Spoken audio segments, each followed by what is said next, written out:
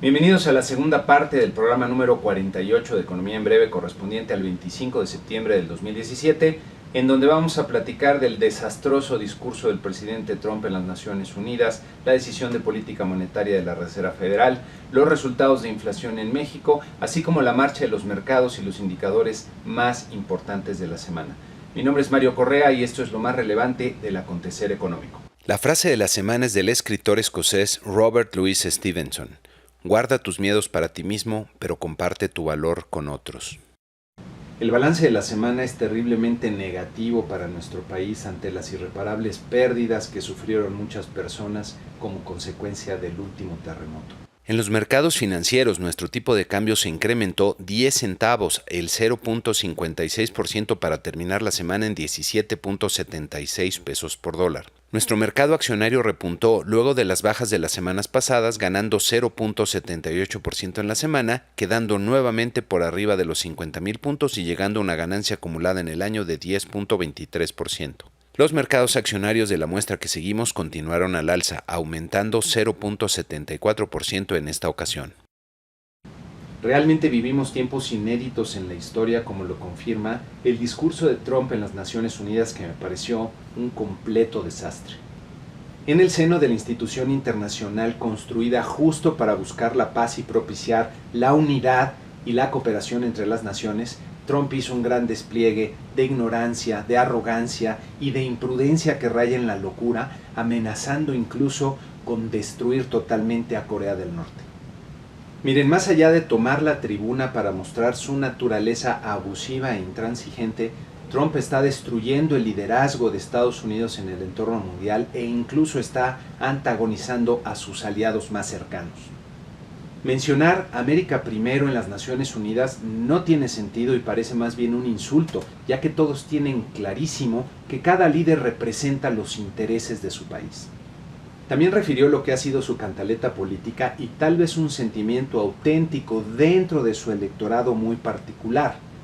que todos los demás se aprovechan de los Estados Unidos. Este tipo de mensajes no tienen cabida en un auténtico líder, ya que solo consiguen alejar los deseos de cooperación de los demás. En el mundo actual altamente globalizado y en el cual Estados Unidos ha sido uno de los mayores beneficiarios de este entorno, todos los países estamos interconectados y dependemos unos de otros, y el mensaje de Trump rompe la buena voluntad que es necesaria para el bienestar de todos. Como ya lo está haciendo al interior de Estados Unidos y como muestra las reacciones que se han generado a raíz de sus críticas a ciertos jugadores de la NFL o de la NBA, ahora entre las naciones del mundo Trump está generando divisiones y distanciamiento en lugar de propiciar la concordia y la unidad. En fin, creo que todos los grandes estadistas que nos antecedieron, especialmente los de Estados Unidos, deben estar revolcándose en su tumba furiosos ante el lamentable papel que está haciendo el señor Trump al frente del gobierno de Estados Unidos. Posteriormente vino la respuesta del líder de Corea del Norte, también inédita, ya que además de llamar trastornado a Trump, hizo una amenaza contra su persona al decir que hará que la persona que ostenta la prerrogativa del Comando Supremo de Estados Unidos pague muy caro su amenaza de destruir a Corea del Norte. Por otro lado, en Europa, la primer ministra británica, Theresa May, reconoció que el Reino Unido honrará sus compromisos con la Unión Europea, lo que se considera un avance para las negociaciones del Brexit. Hay tres temas que le interesa resolver a la Unión Europea antes de proseguir con las conversaciones y hablar de las nuevas relaciones comerciales con Gran Bretaña una vez que haya abandonado el bloque. Y estos son, 1, la cuenta de divorcio, cuánto es lo que tiene que pagar el Reino Unido a Europa por abandonar el bloque. 2, los derechos de los ciudadanos europeos que se queden en el Reino Unido. Y 3, la frontera con Irlanda. Si bien el discurso de la señora May muestra buena voluntad para avanzar en el primer tema, aún queda un largo camino por recorrer. Acto seguido al discurso de la señora May, la calificadora Moody's recortó un escalón a la calificación soberana de la deuda del Reino Unido. También en la semana vimos que la agencia calificadora Standard & Poor's recortó la calificación soberana de China, argumentando que el crecimiento económico ha estado alimentado por el endeudamiento que va a continuar y que pone en riesgo su capacidad de pago. Pasando a Estados Unidos y en el evento más importante de la semana, la Reserva Federal sorprendió a los mercados al actuar como lo habían venido anticipando, dejando sin cambio la tasa de interés de referencia, pero anunciando que en octubre comenzarían con la reducción gradual de su hoja de balance a un ritmo que es el que se puede ver en esta gráfica. También mantienen vigente la expectativa de que en este año realizarán un aumento más de 25 puntos base en su tasa de referencia y en el año que viene realizarán 3 aumentos adicionales, como se desprende de esta gráfica en donde pueden ver los pronósticos individuales de los diferentes miembros del Fed respecto al nivel que tendrá la tasa de referencia al final de cada año. Los mercados han venido dando por hecho que ante la baja inflación, la Reserva Federal se tardaría un poco más de tiempo en comenzar a reducir su hoja de balance y adoptaría un ritmo más lento en los incrementos de tasas de interés. Sin embargo, la Fed parece decidida a seguir actuando tal como lo ha venido anticipando. En esta siguiente gráfica pueden ver la evolución reciente que ha tenido la tasa de interés de los bonos del Tesoro de 10 años y cómo en las últimas semanas empieza a darse un repunte una vez que los mercados empiezan a dar cuenta que la Fed viene bastante en serio. Hay que recordar que estamos en terreno desconocido en lo que a política monetaria se refiere y hay una gran incertidumbre sobre cuál será el impacto de todo este proceso de normalización de la política monetaria, especialmente de la reducción de la hoja de balance, sobre los mercados financieros y sobre los niveles de las tasas de interés, especialmente de largo plazo. Y por lo mismo la Reserva Federal está tratando de actuar con mucha cautela. En México tuvimos los resultados de inflación de la primera quincena de septiembre que pueden ver en esta tabla, donde destaca un crecimiento de 0.34% en los precios al consumidor, que queda ligeramente por debajo de lo que esperaba el mercado y muy por debajo de lo que se observó hace un año, y esto permite que la inflación anual descienda ligeramente de un nivel que vimos en agosto de 6.66% a 6.53% en esta primera quincena de septiembre. Este descenso en la inflación anual es desde luego una buena noticia, pero hay que tomarla con cautela, ya que una buena parte se debe al efecto aritmético de haber tenido hace un año una inflación especialmente alta, y en este año tuvimos un comportamiento mejor a lo que es usual en los precios de frutas y verduras que ayudan al descenso de la inflación anual.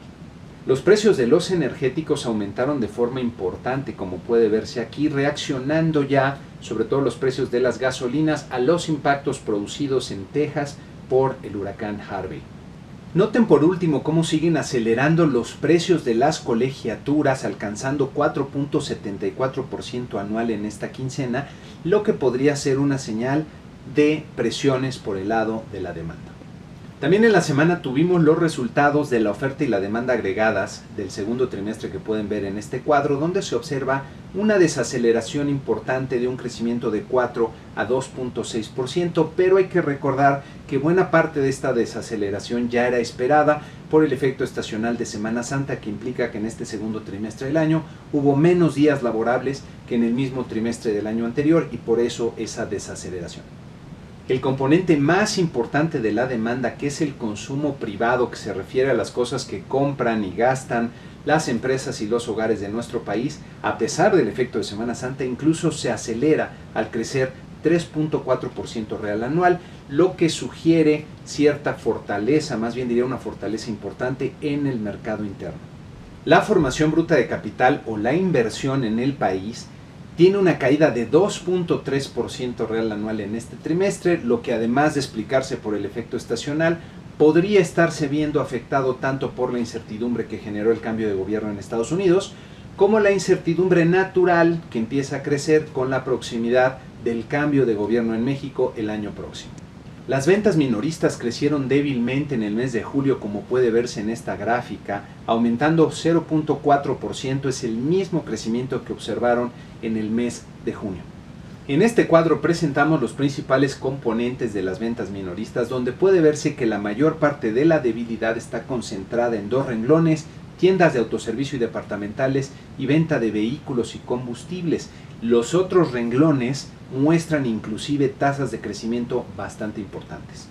Nuevamente, si bien hay algunas señales de debilidad en algunos de los indicadores, yo me quedo con la impresión de que el mercado interno todavía sigue relativamente fuerte. En la semana que inicia tendremos bastante información, comenzando en el entorno global con los resultados de las elecciones en Alemania, donde se espera un nuevo triunfo de la canciller Angela Merkel. En Estados Unidos tendremos datos del Producto Interno Bruto en su revisión final del segundo trimestre, órdenes de bienes durables e ingreso y gasto en consumo personal del mes de agosto. En México veremos con atención si al concluir la tercera ronda de renegociación del Tratado de Libre Comercio que se dio en Canadá, ya se presentan avances concretos. También tendremos la decisión de política monetaria de Banco de México, el indicador global de la actividad económica IGAE del mes de julio, la tasa de desocupación, balanza comercial, actividad financiera y finanzas públicas, todos estos indicadores del mes de agosto.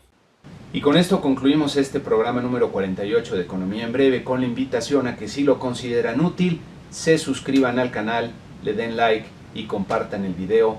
Muchas gracias y ánimo, México.